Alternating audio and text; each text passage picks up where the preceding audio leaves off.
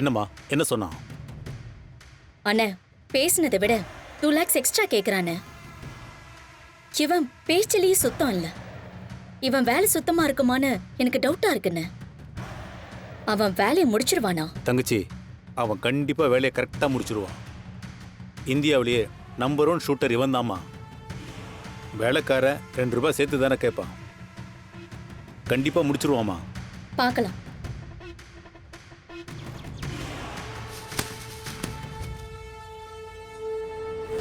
Hey, அங்க என்னன்னு போய் பாரு.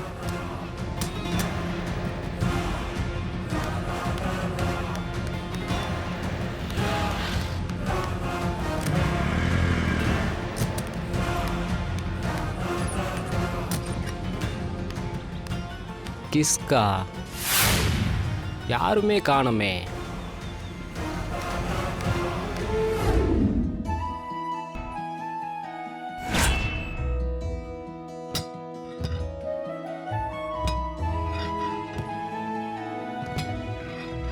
சித்தப்பா, எல்லாம் முடிஞ்சுதா? இன்னும் கொஞ்ச நேரத்துல கலெக்டர் வந்துருவாரு.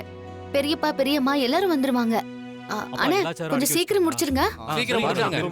சரி. தனா, எங்க கதிர காணோம்?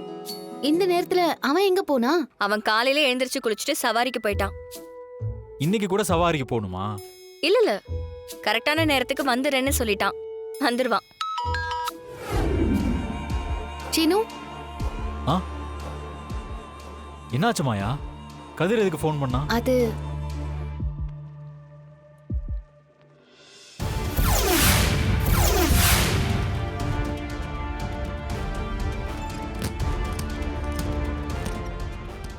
நீங்க இருந்து எல்லாத்தையும் பேக் பண்ணிட்டு ரெடியா இரு. நான் வேலையை முடிச்சிட்டு வந்ததும் இங்க இருந்து உடனே கிளம்பிடுறோம். ஓகே சாப்.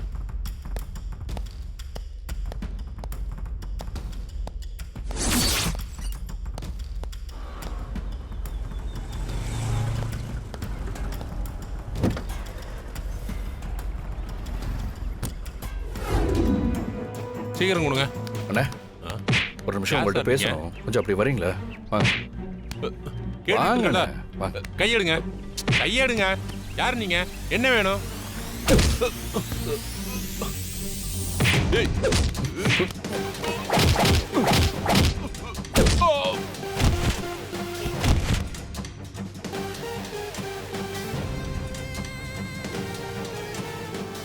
ஆயா, சொல்லு கதிர். நான் கார் டிரைவர் மாதிரி போறேன். Very good. பார்த்து ஜாக்கிரதை. நான் பாத்துக்கிறேன்.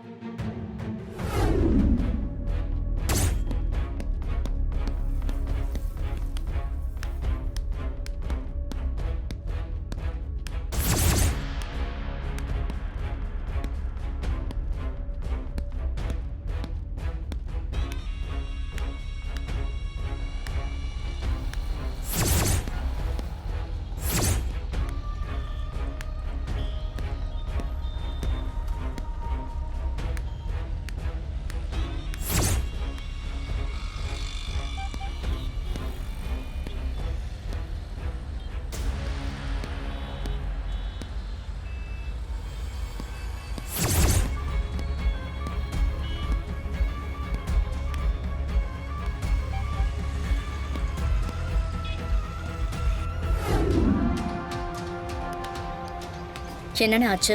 அவன் இதுக்கு எதிரில் இருக்கிற பில்டிங்கில் தான் இருக்கான். ஜானகி ஸ்டேஜில் ஏறின உடனே அவள் கதையை முடிச்சிருவாமா. அந்த நேரத்துக்கு தானே நானும் காத்துக்கிட்டு இருக்கேன். வாங்க போலாம்.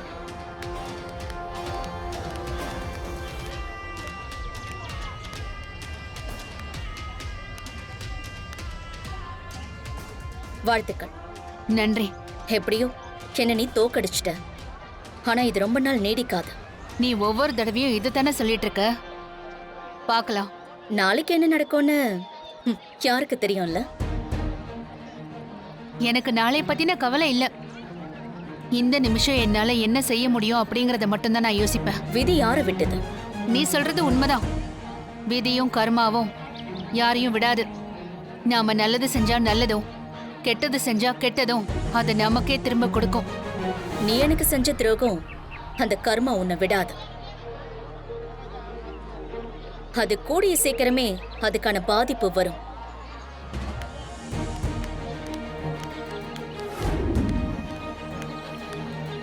பெரியம்மா, அவளுக்கு நறுக்கு நறுக்குன்னு சொன்னீங்க. உங்களை பார்த்தாலே அவளுக்கு பத்திக்கிட்டு வருது. அதான் இந்த பேச்செல்லாம் பேசுறா. நீங்க பதிலுக்கு பதில் சொன்னீங்கல்ல, உங்களை நினைச்சாலே பெருமையா இருக்கு. தங்கச்சி, எனக்கும் ரொம்ப சந்தோஷமா இருக்குமா. ஏன்னா அந்த புவனாவோட எல்லா எதிர்ப்பையும் சந்திச்சு நீ ஜெயிச்சு காட்டிட்டல. இதுக்கு நீங்க எல்லாரும் தானே காரணம். இந்த பதவியே உங்க எல்லாராலையும் தானே எனக்கு கிடைச்சிருக்கு. ஆமா ஜானகி, அதுக்காக நாம உழைச்சதை விட இவங்க எல்லாரும் தான் அதிகமா உழைச்சிருக்காங்க. அண்ணி, உங்களுக்காக செய்யறதுல எங்களுக்கும் பெருமை தான் அண்ணி. அண்ணனையும் உங்களையும் இப்படி பார்க்கிறதுக்கு எவ்வளவு நல்லா இருக்கு தெரியுமா? அத்தைக்கு இப்பவே தலைவி காலம் வந்துருச்சு. டேய்,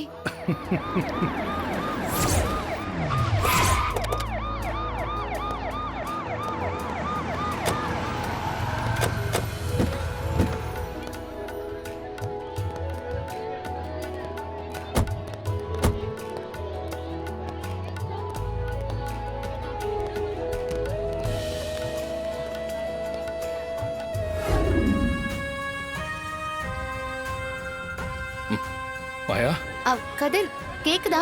ஹலோ. கதிர், அங்க ஒரே சத்தமா இருந்தது, கேட்கல. இப்ப சொல்லு. இந்த ஆள் இருக்கிற பில்டிங்ல இருந்து பார்த்தா அத்தை பதவி இருக்கிற இடம் தெரியுது. என்ன கதிர் சொல்ற? அந்த பில்டிங் எங்க இருக்குன்னு சொல்லு. இங்க இருந்து நேரா பார்த்தா பஞ்சாயத்து ஆபீஸ் தெரியுது மாயா. அங்க இருந்து பார்த்தாலும் தெரியும். நான் உனக்கு லொகேஷன் அனுப்புறேன். அவன் அந்த கண்ணை வச்சு எதையோ டார்கெட் பண்றான் மாயா. கதிர், நீ அவசரப்படாத. நீயா அவனை எதுவும் பண்ணாத. நீ போய் அட்டாக் பண்ண போனா அவன் உன்னை ஏதாவது செஞ்சிட போறான். நான் என்ன பண்ணணும்னு யோசிக்கிறேன். நீ கொஞ்சம் அமைதியா இரு, சரியா? நாளைக்கு என்ன நடக்கும்னு யாருக்கு தெரியும்ல? நீ எனக்கு செஞ்ச துரோகம், அந்த கர்மா உன்னை விடாது. அது கூடிய சீக்கிரமே அதுக்கான பாதிப்பு வரும். கதிர், இது புவனாவோட வேலையா கூட இருக்கலாம். இருக்கலாம். ஏன்னா யாரோ ஒரு லேடி கிட்ட அவன் பேரம் பேசிட்டு இருந்தான். கதிர், எனக்கு என்னமோ அவன் பெரியம்மாவை தான் டார்கெட் பண்றான்னு நினைக்கிறேன். இப்ப கூட புவனா பெரியம்மா கிட்ட விதி யாரை விட்டுதுன்னு சொன்னான். புவனா தான் அவனை செட் பண்ணிருக்கான்னு தோணுது. இது நடக்க கூடாது கதிர். நீ அங்கேயே இரு. நான் இன்ஸ்பெக்டர் கிட்ட போய் பேசிட்டு வந்துடுறேன். சரி மாயா. கதிர், நீ தனியா போயிடாத. அவன் தப்பிச்சிருவான். நாம அவனை காலி பண்ணணும். இல்ல இல்ல, அவன் அத்தையை டார்கெட் பண்றதுக்குள்ள நீ வந்துரு. நான் வந்துடுறேன் கதிர். நான் லைன்லயே இருக்கேன், வா.